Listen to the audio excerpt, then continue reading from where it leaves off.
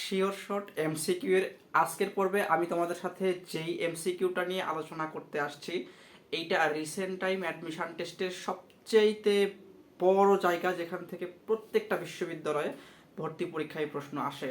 এইটার প্রমাণ তোমরা দেখো, এই সেম টাইপটা থেকে ঢাকা বিশ্ববিদ্যালয় 18-19, জাহাঙ্গীরনগর 17-18, ঢাকা বিশ্ববিদ্যালয় 12-13, জাহাঙ্গীরনগর 21-22, জাহাঙ্গীরনগর 19-20, অর্থাৎ সিঙ্গেল একটা টপিক থেকে কিন্তু 5বার দুইটা বিশ্ববিদ্যালয়ে ভর্তি পরীক্ষায় প্রশ্ন আসছে।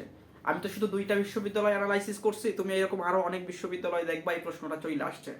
তো জিনিসটা কি, তোমাকে বেশ কিছু আয়ন দেওয়া থাকবে, এই আয়নগুলোর মধ্যে কোন আয়নের আকার ছোট হবে আর কোনটার আকার বড় হবে এইটার র্যাঙ্ক অনুসারে সাজাইতে বলবে। আমরা জানি আইসো ইলেকট্রনিক সেটে ইলেকট্রন সংখ্যা সমান থাকে কিন্তু প্রোটন সংখ্যা ভিন্ন থাকে। আইসো ইলেকট্রনিক সেটে ইলেকট্রন সংখ্যা সমান থাকে, প্রোটন সংখ্যা ভিন্ন থাকে। এখানে তোমরা দেখতে পাচ্ছ অ্যালুমিনিয়াম 3+, ম্যাগনেসিয়াম 2+, সোডিয়াম প্লাস, নিয়ন F-, O2-, N3-। প্রত্যেকটা আয়ন এবং অ্যাটমে ইলেকট্রন সংখ্যা 10টা করে আছে, কিন্তু অ্যালুমিনিয়ামের নিজের ইলেকট্রন 13টা, 3টা ইলেকট্রন সেরে হয়ে গেছে হচ্ছে 10টা। ম্যাগনেসিয়াম 2+-এ 10টা ইলেকট্রন আছে, কারণ ম্যাগনেসিয়ামের ইলেকট্রন ছিল 12টা, সেখান থেকে ইলেকট্রন ত্যাগ করছে 2টা। N3- আয়নে ইলেকট্রন ছিল কিন্তু আমাদের প্রথমে যখন নাইট্রোজেন নিয়েছিলাম ইলেকট্রন ছিল 7টা, 3টা গ্রহণ করা হয়েছে 10টা।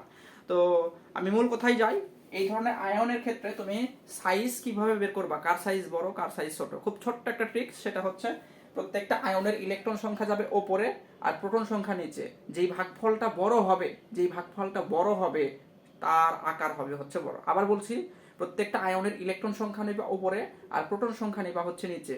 নেওয়ার পরে যে ভাগফলটা দাঁড়াবে সেই ভাগফলটাই হবে হচ্ছে তার সাইজ, মানে যেই ভাগফলটা বড় হবে তার সাইজটা হবে বড়।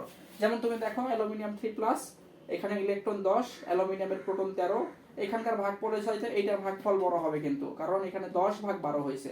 এখানে সোডিয়াম প্লাসে 10/11 হয়েছে, নিয়নে 10/10, F- 10/9, O2- 10/8, N3- ইলেকট্রন 10, এটার প্রোটন হচ্ছে 7। তার মানে বাম থেকে যত ডান দিকে আগায় যাচ্ছে ভাগফলটা পর্যায়ক্রমে বড় হচ্ছে কিন্তু। তাইলে আমরা যদি সাইজ অনুসারে সাজাই, অ্যালুমিনিয়াম 3+ এর চাইতে ম্যাগনেসিয়াম 2+ এর আকার বড়, তার চাইতে সোডিয়াম প্লাসের আকার বড়, এর চাইতে নিয়নের আকার বড়, তার চাইতে F- আকার বড় হবে, তার চাইতে বড় হবে O2-, এবং সবচাইতে এই কয়টা আয়নের মধ্যে আকার বড় হবে হচ্ছে N3- আয়নের।